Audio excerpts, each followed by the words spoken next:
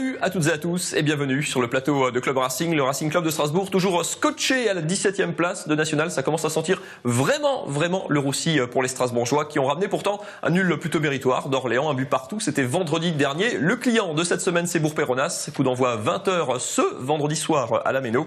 Et pour parler de cette semaine et de ce match avec nous sur ce plateau, cette semaine, nous accueillons Stéphane Gaudin de retour. Bonjour Stéphane. Bonjour Mathieu. Vous suivez bien sûr le Racing Club de Strasbourg pour le compte du journal L'Alsace. Et à vos côtés, cette semaine, nous sommes ravis d'accueillir Hervé Sturm. Bonjour. Bonjour. Vous êtes bien sûr l'entraîneur de Vauban qui est à la bagarre en DH avec un gros peloton d'équipe qui joue là aussi pour le maintien. On vous a connu bien sûr aussi sur le banc d'Haguenau et puis de Chirail. On se souvient évidemment de cet exploit, notamment en Coupe de France contre Clermont en 2009. Messieurs, histoire de poser le problème.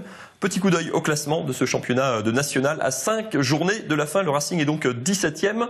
On rappelle que les 4 derniers sont relégués en CFA. Le Racing a donc 8 points de retard sur Luçon, le premier non relégable. Il reste donc 15 points en jeu. Messieurs, les chiffres et les statistiques sont défavorables au Racing.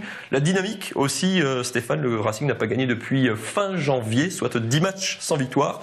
À quoi est-ce qu'il faut encore se raccrocher, Stéphane ?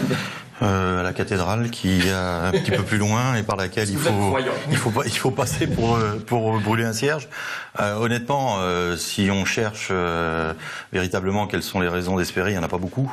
Il faudrait. Alors, la seule chose, c'est qu'on dit toujours dans ces situations-là que le Racing n'a pas son destin entre ses mains. Moi, je dis le contraire, parce que s'il gagne tout, il a une chance de s'en sortir. Le problème, c'est qu'il faut qu'il gagne tout. Ça veut dire gagner 5 matchs sur les 5, sachant qu'ils ont gagné 5 depuis le début de saison. Et quand je dis qu'il faut qu'ils gagnent tout, c'est-à-dire qu'ils auront leur destin entre leurs mains que s'ils gagnent ça. C'est-à-dire que si ils font match nul demain contre Bourg-Péronas, voilà, le destin ils l'ont déjà plus entre leurs mains. Mais ça passe d'abord par leurs résultats avant de commencer à regarder les résultats des autres. S'il n'y a pas de résultats au Racing, c'est même pas la peine de regarder les autres.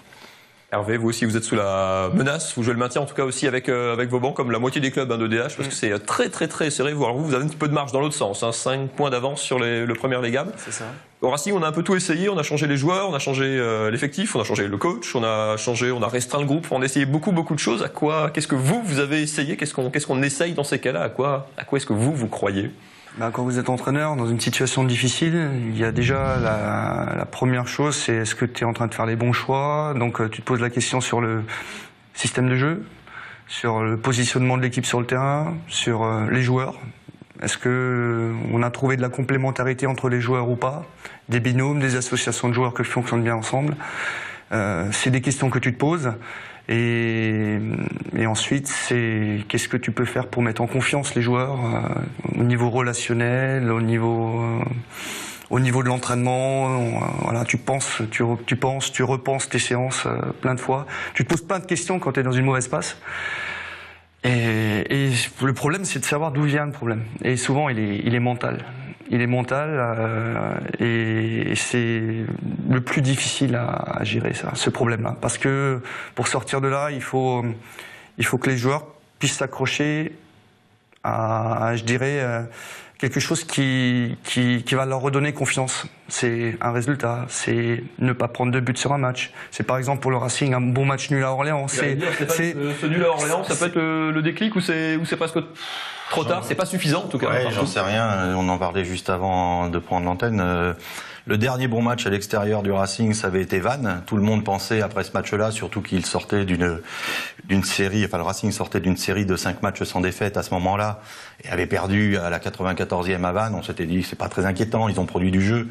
Et puis à l'arrivée, on en est à 10 matchs sans victoire avec 3 nuls et 7 défaites. Donc oui, c'est vrai que objectivement le nul à Orléans est un bon résultat. Est-ce que ça donne des garanties? Non, pas du tout. Moi, je suis ni plus ni moins optimiste ou ni plus ni moins pessimiste, voyez-le comme vous voulez, mais après ce match qu'avant. Aujourd'hui, comme je vous le disais, il faut que le Racing franchisse un cap, et effectivement, Hervé a raison, notamment sur le plan mental. Je veux dire, à un moment donné, on est à 5 journées de la fin. Un club comme le Racing Club de Strasbourg, de la 7e ou 8e ville de France, est au fin fond du national, pendant que l'Uznac, qui fait 550 habitants, est en train de monter en Ligue 2. Si ça donne pas une envie de se surpasser, il faut. Là, à ce moment-là, il n'est plus question de tactique, de quoi que ce soit. Il est question d'investissement personnel sur le terrain. Et s'il n'y a pas d'investissement personnel sur le terrain, le Racing s'en sortira pas. Hervé, le Racing aussi mené au score contre Colmar a été rejoint, mené au score à Orléans a été rejoint.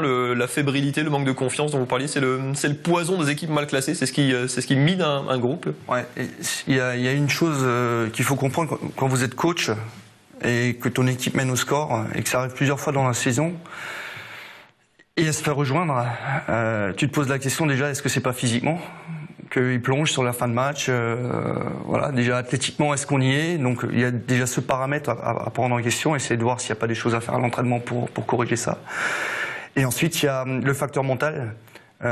Tu mènes au score, c'est plutôt bon signe quand tu es derrière, parce que ça donne confiance pour le reste du match.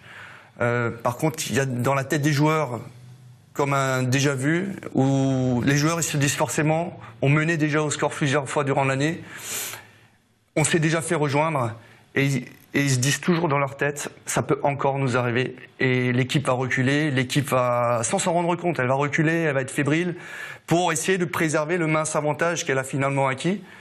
Et dans le doute, elle recule parce qu'elle sait qu'elle reste fébrile. Sur l'année, elle a montré qu'elle était fébrile. Et elle va reculer et elle va finir par encaisser. Et ça nous arrive à nous, par exemple, à un petit niveau, mais je pense que c'est ce qui arrive au Racing aussi. S'ils tiennent pas un match, c'est que mentalement, ils y sont pas. Dans les derniers duels, sur les coups de pied arrêtés, il faut y être. Il faut vraiment être des combattants.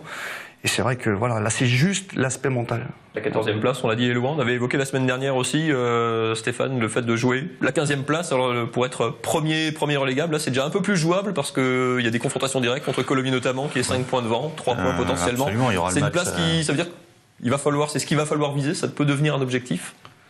De toute façon, aujourd'hui, dans la situation dans laquelle ils sont, il faut bien qu'ils se raccrochent à un objectif quel qu'il soit. 15e, pardon, ça veut dire espérer être 15e et puis prier très fort pour que les autres aient du malheur et être repêchés administrativement.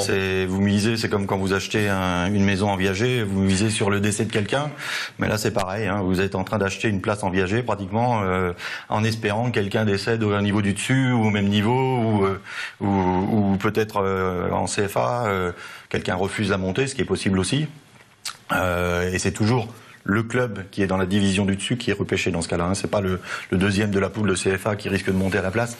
Donc oui, il faut, de toute façon, il faut viser ça. Après, je crois que, alors c'est totalement stupide parce que nous, les journalistes, on critique assez ce genre de phrase, mais prendre les matchs les uns après les autres, ils n'ont pas d'autre choix que de faire ça aujourd'hui. C'est-à-dire que de toute façon, à partir du moment où les matchs sont tous couperés, vous savez que si vous en ratez un, pratiquement, c'est terminé. Donc voilà, vous allez vous fixer pour objectif de battre Bourg-Péronnas demain, et puis on verra le Poiret-sur-Vie la semaine prochaine. Et puis après, ensuite, on verra Dunkerque, et puis après, il y aura ce fameux match à Colomiers le 16 mai, qui lui pourrait valoir cher si le Racing est effectivement encore en course pour aller au moins chercher la 15e place. Parce que c'est vrai qu'on a vu que l'an dernier, il y a 3 clubs qui ont été repêchés. Hein. C'est énorme. Hein. Donc Bourg-Péronnas, l'adversaire du Racing à la Méno, qui a fini premier relégable. Racing Bourg-Péronnas, c'est ce vendredi soir, 20h à la Méno. On va quand même parler un peu de DH. La bagarre fait rage là aussi. Hein. Hervé, on a un championnat de DH. Vous êtes à la lutte pour le maintien avec Vauban. Il y a quoi 7-8 équipes qui jouent le maintien. Ça va être compliqué pour Steinselz. Pour la 2e place, c'est extrêmement chaud. C'est un championnat ultra homogène vraiment cette saison. Ouais, je pense qu'hormis Agno, qui a un effectif... qui est premier à la montée. Ouais, ils ont un effectif pour jouer au-dessus, sans conteste. Hein. À part ça, je pense que toutes les équipes sont capables de chercher des points contre n'importe quel adversaire. C'est ce qui rend un petit peu le championnat bizarre cette année. C'est vrai que c'est très très homogène. Et voilà, pour nous, on va essayer de se mettre à l'abri le plus vite possible. En prenant les matchs comme le Racing les uns après les autres. Quand tu es dans cette situation-là, tu cherches plus trop à calculer, tu cherches même pas à voir 2 étapes plus loin, tu vois ce qui arrive, tu joues ça comme un match de coupe. Il faut des points, il te faut un point minimum, 4 points si tu peux le prendre, ça dépend de la physionomie du match. Et puis des fois, il faut se contenter du minimum, mais il faut gratter des points, peu importe où il se trouve. On va passer à la minute du foot alsacien avec les caméras d'Alafa qui se sont intéressés à un homme aux 2 casquettes. Justement, il n'est pas très loin de tout ça. Sébastien Roy, adjoint de Jackie Duguay-Pérou et de François Keller avant lui sur le bord du Racing. Également entraîneur d'Aubernais, le leader de l'excellence du Bas-Rhin. Regardez.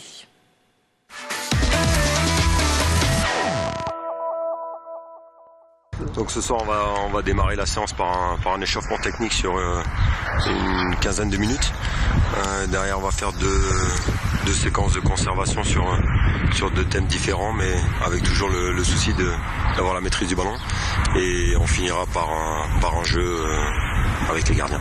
C'est quelqu'un de sérieux qui aime ce qu'il fait. Tout est cohérent, tout est planifié, il n'y a rien au hasard. On voit que c'est travaillé. C'est quelqu'un de très pro. Quand il vient coacher le dimanche, c'est pour gagner. On n'a jamais joué pour faire un match nul ou pour lui c'est gagner. Ce qu'il veut c'est gagner avant tout, mais pas n'importe quelle manière, ça passe par les jeux. Quand on fait des tennis ballons, il aime se joindre à nous pour gagner et pour arriver à chambrer le groupe quoi. Pour montrer qu'il est encore là footballistiquement, même s'il ne joue plus.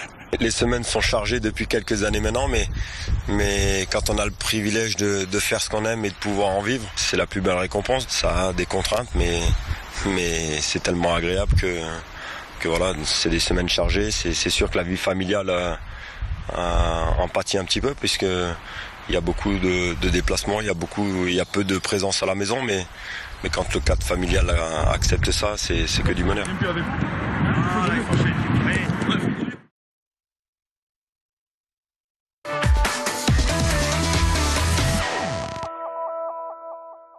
Et comme chaque semaine, vous le savez, vous pouvez tenter votre chance pour gagner votre voyage au Brésil pour la Coupe du Monde au mois de juin. Il vous reste un petit peu plus d'un mois pour jouer avec la Ligue d'Alsace de football. Vous le savez, c'est très simple. Vous envoyez un SMS avec vos coordonnées au 7 32 32 avec le code LAFA. N'oubliez pas LAFA au 7 32 32. Tirage au sort dans un mois et demi à peu près pour gagner votre voyage pour le Brésil. Hervé, ce week-end, c'est gros morceau en DH, vous le savez, on va à la hauteur barre. Surprenant deuxième, ça va être compliqué encore une fois. Oui, comme dit, à l'aller, on avait perdu d'un but là-bas. On va essayer de prendre le maximum, d'essayer, comme je disais tout à l'heure, de grappiller des points. Et en plus, on est à domicile, donc voilà, on va essayer de faire le plein. C'est le moment, c'est l'instant, il reste 7 journées en DH, 5 en national, Racing Bourg-Péronnas ce vendredi soir. Merci beaucoup, messieurs, d'être venus sur le plateau de Club Racing. On se retrouve pour du sport lundi, bien sûr, dans Top Sport à 19h40. Excellent week-end à toutes et à tous. Salut.